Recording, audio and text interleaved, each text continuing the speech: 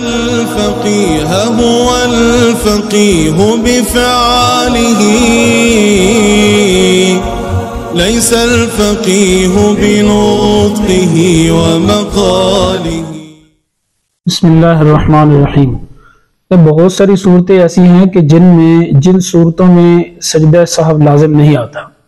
تو اگر کوئی آدمی سے ایسی چیزیں رہ جائیں نماز میں جو نہ فرض ہے نہ واجب ہیں تو ان صورتوں میں سجدہ سہو لازم نہیں آتا. مثلا اگر ایک آدمی جو ہے وہ شروع میں تکبیر کہے اور کانوں تک ہاتھ اٹھانا بھول جائے، یا ایک آدمی جو ہے وہ سبحانک اللہم پڑھنا یہ بھول جائے، یا سبحان ربی العظیم کی جگہ پر اس نے سبحان ربی الاعلیٰ کہہ دیا ہے، یا سبحان ربی الاعلیٰ کی جگہ پر سبحان ربی العظیم کہہ دیا ہے، یا ان تسبیحات کو رکوع اور سجدے میں بھول گیا ہے، یا فرض نماز کی جو تیسری اور چوتھی رکعت ہے جس میں سورہ فاتحہ کو پڑھنا واجب نہیں ہے، اگر وہ سورہ فاتحہ پڑھنا جو ہے اس نے نہیں پڑھی اور اتنی مقدار کھڑا رہا 3 دفعہ سبحان ربی الاعلیٰ کی مقدار، تو اس صورت میں بھی سجدہ سہو نہیں ہے. یا اس نے تیسری اور چوتھی رکعت میں سورہ فاتحہ کے بعد کوئی سورت ملا دی ہے تو اس صورت کے اندر بھی سجدہ سہو لازم نہیں ہوگا. یعنی خلاصہ کلام یہ ہے کہ جو چیزیں نماز میں نہ فرض ہیں نہ واجب ہیں،